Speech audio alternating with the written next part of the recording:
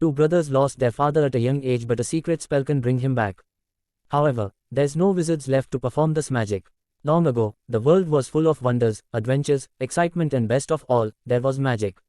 Different mythic creatures lived in harmony and used magic to fulfill them all needs.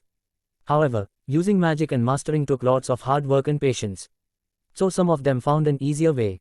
It was science and technology. With each passing year, the advancements in technology and the luxuries it provided made the use of magic almost negligible.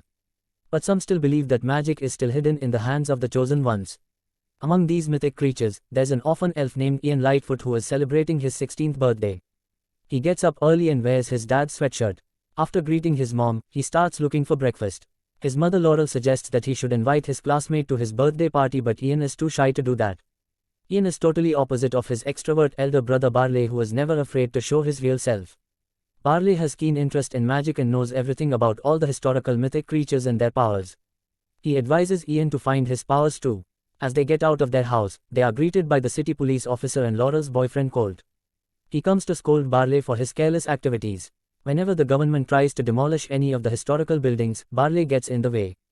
Either he is protesting for the buildings or playing a board game based on mythical history. Ian feels embarrassed of his brother and rushes out of the scene immediately. On his way, he meets one of his dad's friends who reveals that Walden was the most confident person he ever met. This makes Ian desire to become his dad. After reaching school, he decides to bring positive changes in himself and notes them down. He starts by speaking up more and asks the student behind him to remove his feet from his chair. However, Ian is not bold enough to make others care about what he says. Ian doesn't give up and volunteers in the driving lessons, but they don't end up well either. Before going home, he makes his last attempt to socialize and invites his classmate to his birthday party. It went smooth until Barley showed up in his weird-looking truck which he calls Guinevere. Ian wipes his sweat in nervousness and accidentally marks his face with ink. He gets really embarrassed, so he cancels his birthday party and rushes back home with his brother. Later that day, he just locks himself in his room and plays the short voice recording of his father. Ian wonders if there's a way he can meet his dad and learn some confidence from him. Suddenly, her mother walks in and tells Ian that Walden left a gift for him. She doesn't know what it is, but Walden requested to give it to Ian when he turns 16. Laurel brings a wrapped package and Ian opens it excitedly. There's a magic wand inside along with a letter.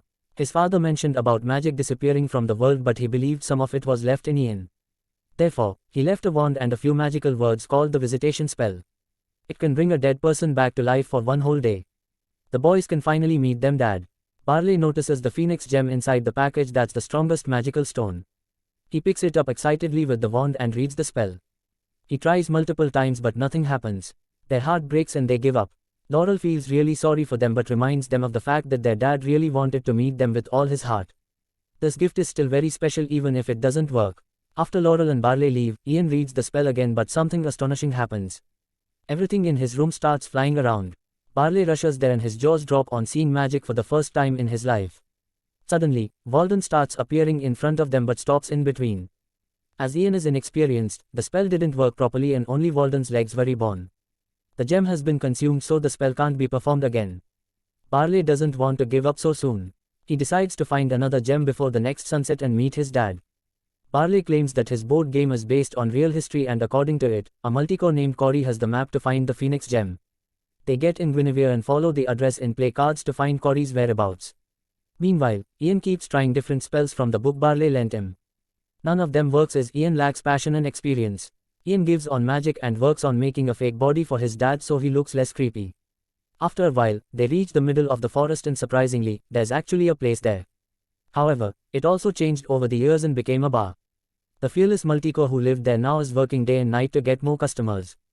Barley asks him for the map, but Kori says she will not send anyone on dangerous quests ever again because she can get sued. Barley reminds her about her glory. She used to own a creepy tavern and people tremble in fear on seeing her. She was supposed to send heroes on adventures instead of serving food to the customers. Kori looks at herself and regrets what she had done. She loses her temper and starts breathing fire. All the customers run away in fear that the building starts crumbling down. The boys run away too, but their dad is in danger. Ian speaks the levitation spell and fortunately it works. They get back to Guinevere and drive away. They didn't get the map, but the menu Kori designed also had the location to find the phoenix stone.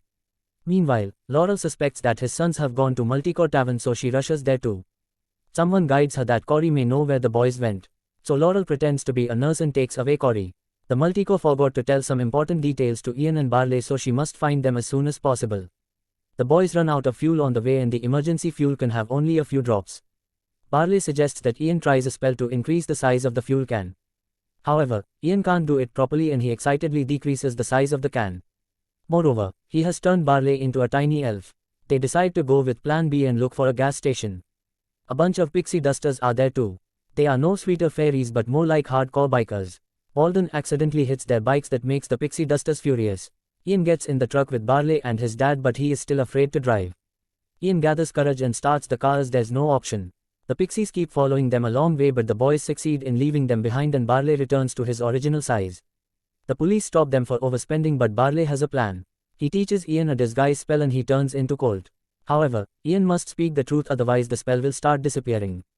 Ian succeeds in deceiving the police, but the last questions put him in trouble. The police officer mentions Barley being a screwed up boy and Ian says he's not. But the spell starts disappearing, proving that Ian also thinks that Barley is a nuisance. After driving a little far, Barley stops the car and steps out in anger. Ian tries to blame everything on the spell and explains that he doesn't consider his brother screwed up. But Barley believes that the spell was right. Ian doesn't trust him. Therefore, he never listens to Barley's suggestions. They start arguing but get distracted by Walden dancing in the truck. He may not have ears, but he can feel the music vibrations. The boys start dancing along with Dad. Even though Walden isn't completely there, he still manages to resolve the fight between his sons. Ian regrets his behavior and agrees to take path of peril instead of the highway as Barley suggests. Meanwhile, the police officers felt suspicious and called Colt. He informs Laurel and follows the boys himself as well. Barley knows each and every detail of magical land because of his interest in history. The next morning, they reach the mountains, but there's a deep pit in their way.